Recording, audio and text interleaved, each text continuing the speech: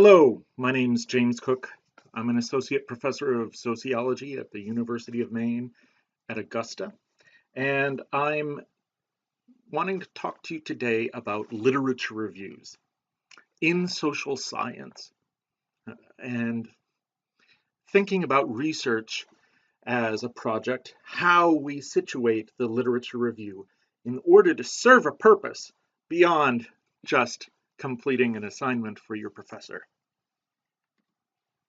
The purpose of a literature review in a research project or in learning to do research is unlike the kind of reports that you might have done in high school or that you might do in a college setting for other courses. A literature review is not the same as a literary review. The two are often confused because literature sounds like something out of English. But literature is a word that refers to the set of empirical research and theoretical work carried out in a discipline, where theory is telling stories about why things work, and empirical research is making observations to test whether those theories have merit or not, or simply to describe the state of a phenomenon. So when I'm talking about conducting research and empirical observation, and I'm talking about theories and findings, I'm not talking about simply sharing everything that has been found ever, but really focusing in. I don't want you to relay all information about a topic when you write a literature review. Instead, a really good literature review focuses on a particular research question within a topic. That question can be a why question, or it can be a how question, or it can be an either this or that question, comparing two different theories, two different predictions. That question that drives you in your work, in your research, should be what you use to focus your work. So the second thing to note here is that we're not working with popular source material, not newspaper articles, not magazine articles, not poems. Although I've seen literature reviews with poems in them, they're not the main point. Instead, the idea is to work with the existing academic research literature. Typically in the social sciences, that means mostly journals with some books. There are other fields like history in which it's mostly books with some journal articles, but in social science, it's usually journal articles. Your job here is not to summarize every article and tell me everything that's in it, but rather to take out what you need, draw the relevant information from those articles, and we'll think about what makes information relevant or irrelevant in terms of that research question that you have. The final thing that I would rather you didn't do in a literature review, and that you won't tend to find in most literature reviews, is the declaration of an opinion or a value. Saying, I like this or I don't like this, I think this is good, I think this is bad, because social science research in the main is not about opinions and values. It's about understanding how social processes, whether they're psychological, economic, political, social, how they work. And that's not a matter of opinion or value, it's a matter of watching the world, seeing how it works, and then knowing how it works, being able to employ that knowledge of how it works to be able to do whatever you want, which would be in line with your opinions and values. But those opinions and values are not the subject of the literature review itself. Instead, you should identify trends in theories, in findings, and in the methods that are used to get to the findings. The review of different methods to identify findings to carry out an analysis is something that is usually carried out by those who are in graduate school or later. So at an undergraduate level, review of methods is not as common, but it is important to note as you move toward the senior level and you may be carrying out a research for a senior capstone or thesis. And in that, on that note, literature reviews are carried out not just to understand what's happened in research, but to prepare your own research. Because by understanding the field and what it says and what it doesn't say, you'll find yourself starting to ask, well, why haven't they looked at this? Or, well, if that's true, does it imply something else? And that's a great way to prepare your research. On the other hand, you may think you have the best research idea in the world and you're going to go out and do it. And you may find in a literature review that somebody else has already done a bang up job at that, at which point you may want to shift your research a little bit. So literature reviews are part of the research process and not just something to produce in their own right necessarily. Although, as we'll see, there are people who just write literature reviews.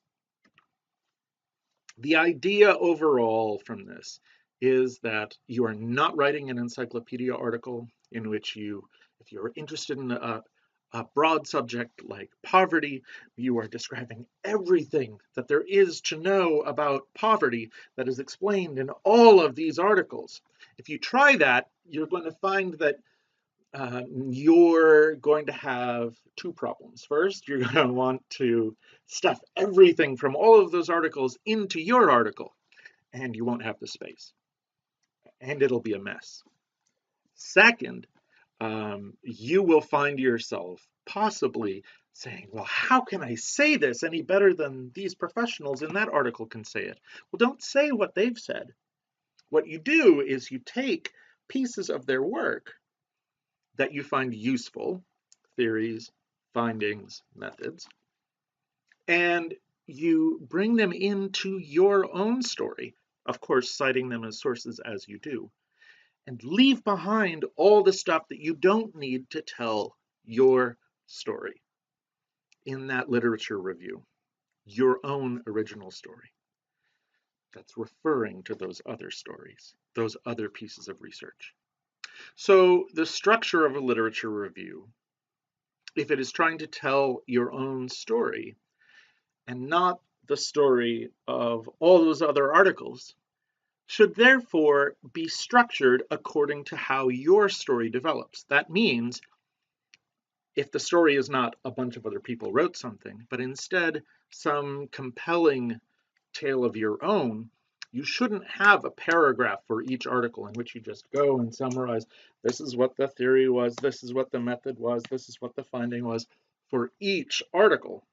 Instead, write a paragraph for every idea. What kind of ideas am I talking about?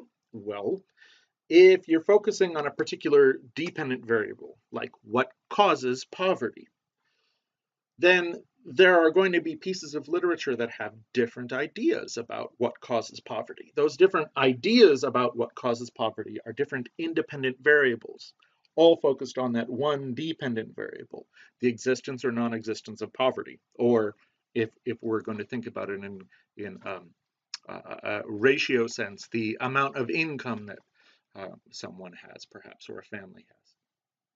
If, on the other hand, you're focused on an independent variable, like what are the effects of eating plutonium, okay, then you have one independent variable, and there are maybe all kinds of pieces of research out there in the academic literature describing what the different effects are of eating plutonium. So one cause, multiple effects, and you can tell a story in which you have a different paragraph for each dependent variable. If you have one dependent variable, you may have a story in which you have a paragraph for each independent variable.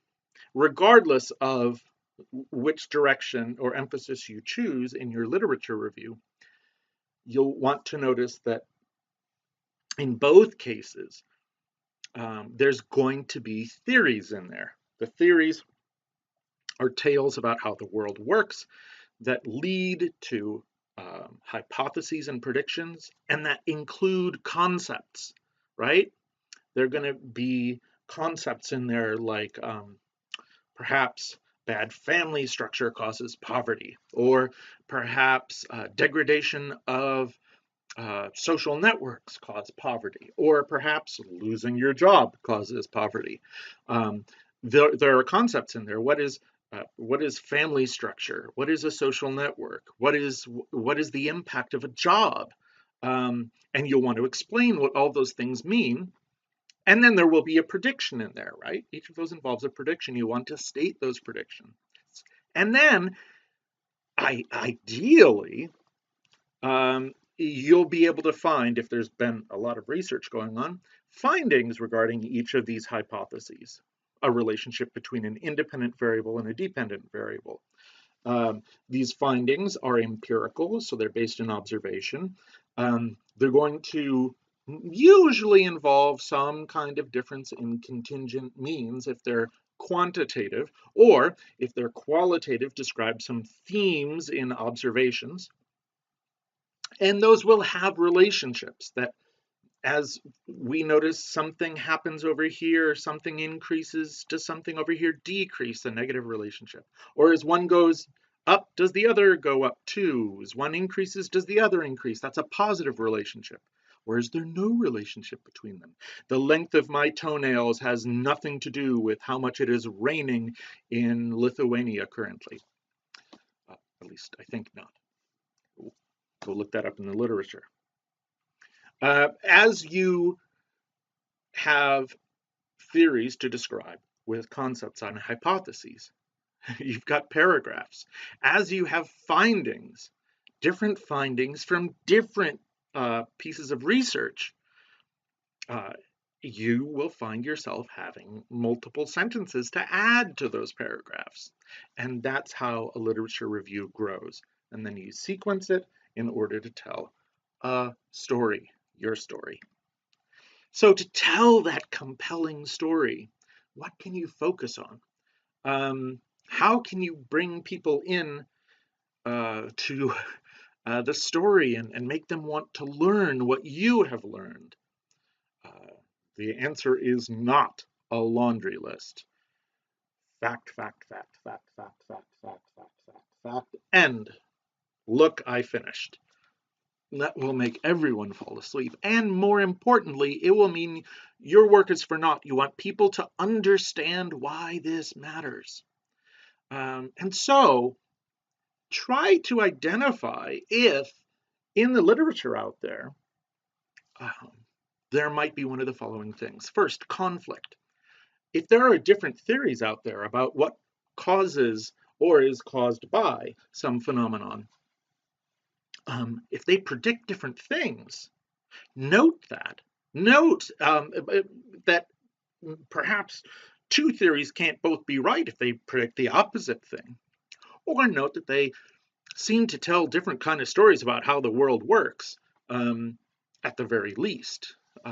Note that conflict and explain what it means to follow this kind of theory, what it means to follow that kind of theory, and how they're different, how they don't say the same thing about the world, or at least the corner that you're trying to explain. Another interesting thing to do is to differentiate between definitive findings in huge studies with lots of cases and things like that, versus these intriguing small scale studies. That may be a small number of cases. They've only looked at, a handful of people. Or it may be qualitative work. Now, qualitative work, right, is usually looking at a very particular case, and so it's not generalizable beyond that case. It may be looking at one community very deeply and doing idiographic explanation, which is explanation that is just about that one thing. And because they're not looking at a representative sample of things, you generalize. You can't say every situation's like that, but it can suggest some possibilities in the development of theory. Note those intriguing suggestions, right? And say, especially if there isn't work that confirms that kind of qualitative work that is a little bit more systematic in observing the social world. Note the suggestion because it's a direction for future research. Um, does that lead us to suspect something's going on? Wow, that would be great. Um, is there a gap in the research? Is there a theory that just has never been tested? If so, does that leave some kind of questions, some research questions just unanswered? That's a great place to find a spot for yourself as a future researcher. And so what, right? Always at the end of every paper that you've written, go back to it and ask yourself, have I answered the question? So what? So why should the average person care about the answer to your question, right? It may be something that really interests you. Hopefully it is. Otherwise, you won't have much motivation to continue. But why should people in general care? What makes that research so important? What makes it relevant either to the typical person's life or maybe some atypical people's lives? It's okay, it doesn't have to be directly affecting everyone's life, but if we care about social justice or inequality, or if we care about health outcomes, you know, we can make a connection between that research and people's lives. Sometimes the only connection to this so what challenge is understanding.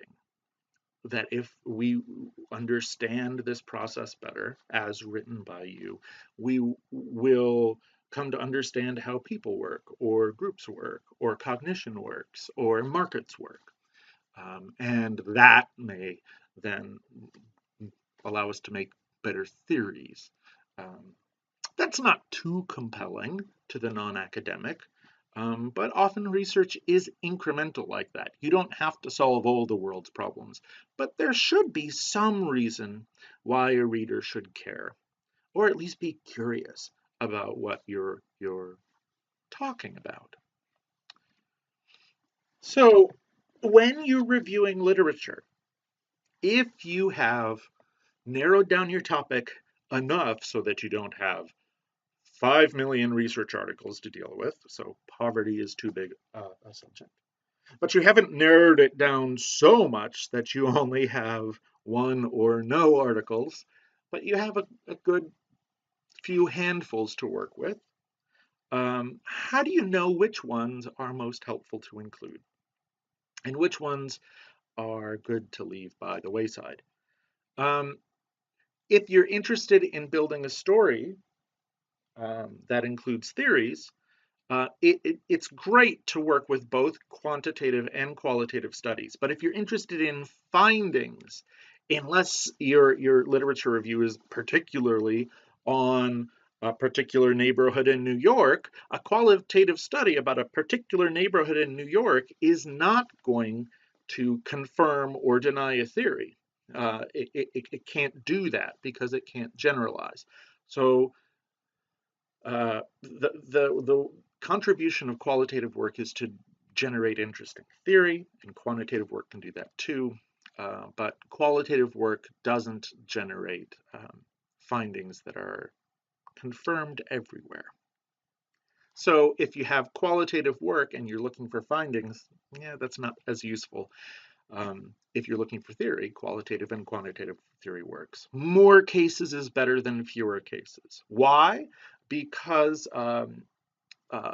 it turns out that at least if more cases are selected and they're representative, that the relationships that you find are more likely to be replicable in another study. It turns out if you only have a few cases, right, and you think of those as dots, right, you could connect the dots in lots of ways and draw lots of pictures. If the more dots you have, the more clear it is what the shape of your finding is. having more cases leads to more reliable results. In a methods class, we talk about validity of measurements or of measures, ways of measuring things. You can have high validity or low validity, and I'll leave that to another lecture. But if a measure has low validity, then that article containing that measure is a little bit more forgettable. If the measurement actually captures what the concepts are of the article, and there's more validity there, then pay attention to that article. That assumes that you can understand what actually is being measured. There are cases of published research in which the operationalization of variables, that is, how those variables are actually measured in the world, is not at all made clear, or it's implicit and you have to guess around. That's not very helpful. A clear operationalization in which the researcher or researchers explain in detail, very clearly, how they're measuring values for a variable, um, using what techniques and what it means that you will understand it better and focus more on those articles.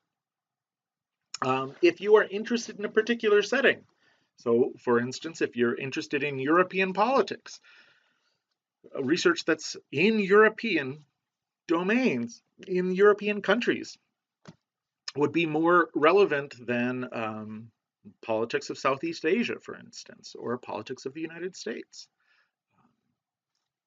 More recent work is often more helpful than older work, simply because more recent work has built on older work and has more recent insights in mind. It's not the case that all old work is bad work or less helpful, but more recent work often incorporates the insights of older work already. If you only quote old work, you may be missing something new and important. And finally, and this is also just a suggestion, often research that is really, really well cited by many, many people is thought of as seminal in its field. And there's a reason you might want to include it, even if you want to critique it. If you think that perhaps its theory is cockamamie or its measures are poor and have low validity, that's fine. But a lot of people are talking about that thing that's in your topic, and you might want to read that and know what they have to say to think about why it's being cited. If it's being mostly ignored in the field, you might want to ask why. Now, it's often the case that a literature review can identify something that seems to be in the forgettable pile that has some kind of value, grain of importance to it. Maybe something is ignored in the field because it's really quite new, for instance, and people just haven't read it yet and reacted to it yet. Or maybe it's been ignored in its field because it has a great theory in it that a bunch of other people who really believe in this other theory don't like because it competes with their theory. Well, go ahead, and if it's a really piece of high quality work with high validity measures and clear operationalizations in the setting of that you're interested in, and it's got a lot of cases, go for it, even if it's ignored in its field. Also, if it's a really old piece, but it's well cited, it's high quality, it's theoretically relevant, go ahead and include that old piece. Also, if you are looking at something in Southeast Asia, but you're trying to describe what's going on in Europe, it can also be useful to occasionally include something outside that setting of interest if all the other helpful features are there in place as well, because maybe it has something to suggest. Maybe Southeast Asian scholars know something that European scholars should know, and you have something to say about that. What I'm saying is that all those things in the forgettable column here are not automatically rejected, but if they start adding up, if it's old, it's been ignored, it's outside the setting of interest, it's not clear, they have very few cases, and the measures don't seem valid, maybe that's an indication that you shouldn't include that piece in your literature review. The more things in the helpful column that you have, the better. And these are guides, not hard and fast rules. So, to think about how great literature reviews are written and what it actually looks like in concrete, the best thing to do when you're writing a literature review and you're thinking, does this look like a literature review? Is to go read literature reviews and see what they do. So one great place to find that is in the research that you're reviewing, because every piece of academic research, ideally, occasionally not, but most often yes, contains a literature review. And if you look at those literature reviews, well, you'll get the theories out of them, right? Um, you'll often find missing pieces of literature that you should be reading. And you'll also get this example of format, and you can compare the different formats. And as you read through those articles and you look at those literature reviews, you can say, oh, which ones tell a really great story? If so, notice how they tell that story and what's the hook that draws you in. Notice which ones have a really good way of describing the methods of the different authors. You follow that pattern. Uh, which ones are clearest?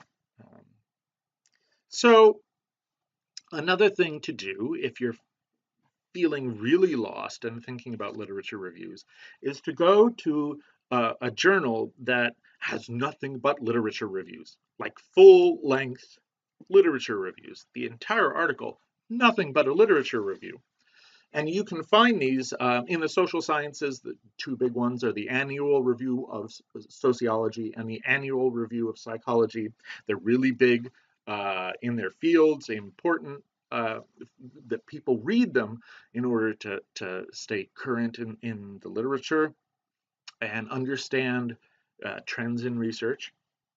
That means that your university library, if it's a good university library, has access to at least electronic versions of the annual review of sociology or the annual review of psychology. Pick up one of them and read through, not to understand every word, but to notice the progression of a literature review. The more of them you read, the more clear it will be to you uh, how they're organized, which is usually in along the lines of the patterns that were described a few slides ago. As you do your literature review, don't expect to complete it in one go. Work on it over a number of weeks. And if you're one of my students, you know I try to set up the structure so that you work on it over a number of weeks. Revise, revise, revise. Write a draft, set it down, leave it for a day, then come back and read it with fresh eyes. And think about, as you read it with fresh eyes, does the story flow? Is it complete? Is it accurate? And if not, revise.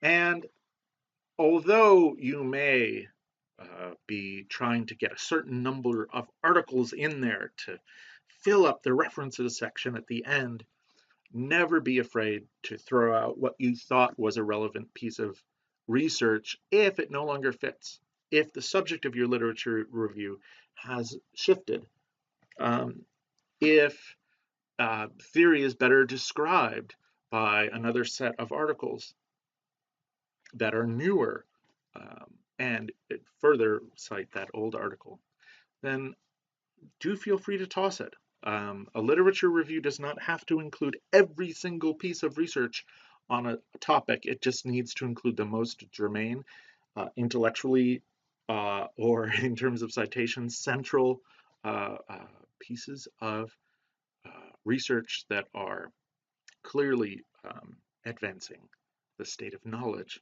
regarding your topic. Finally, if you are writing a literature review and you're doing it as an undergraduate, You may ask yourself, how long should this literature review be?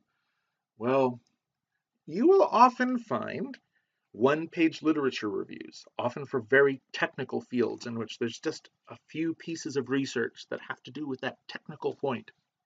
On the other hand, for very broad topics, like in the annual reviews or in some theoretical journals, you can find 50-page literature reviews out there. They do exist. I'm going to suggest that you look to the middle there, not one page, not 50 pages. Um, a graduate student might work on 20, 25 pages. An undergraduate, you might work at 15 to 20 pages. Um, Certainly, if you're at less than 10 pages, you might ask yourself if you've completed a really substantive literature review. I'm talking double spaced, right, with standard margins, and 12-point font. But if you're getting above 20 pages, you might ask yourself if there's something you can take out. Somewhere in that range of 10 to 20 pages is a good undergraduate literature review.